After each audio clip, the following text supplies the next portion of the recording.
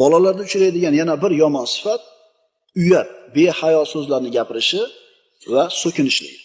Achchiq bo'lsa ham aytish kerak. Ko'proq yosh bolani so'kinishlikka va behayo so'zlarni gapirishligiga sabab otasi. Jahl ustida, g'azabi kelganda, shu peli kelib turganda bir behayo so'zni gapiradi, hazillashib, g'azabdanmi, boshqa sabab bilan bolani qalbiga o'rnashib qoladi. Yosh bola o'zi dinni so'kishi mumkinmi? Avratlarni tilga olib gapirib, haqorat qilishi mumkinmi? Mumkin. Agar uyda shu narsani ko'rsa, shu narsani eshitsa.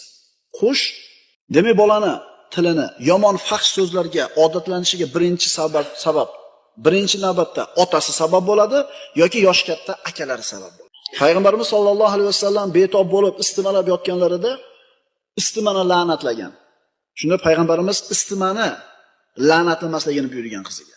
Hatto istimani la'natlamasligini. Musulmon odam la'nat o'quvchi bo'lmaydi. Endi ota bir ishda so'kinib tursa, eni ham shu og'ziga kelgan so'z bilan bir ishda qarg'ab tursa, o'g'ildir, qizdir, bu narsani albatta o'ziga nima qiladi? Yuqtiradi.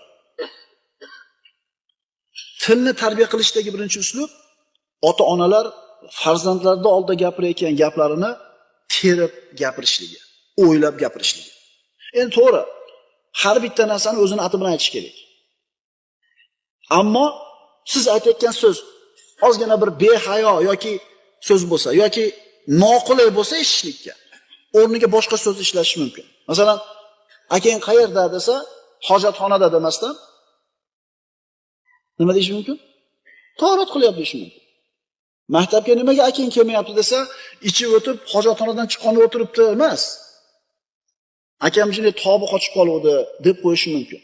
Hamma narsani ati bilan aytish kerak, ammo sinonimlarni ishlatish mumkin. Demak, ota-ona mana shu narsaga e'tibor berishlik kerak bo'ladi.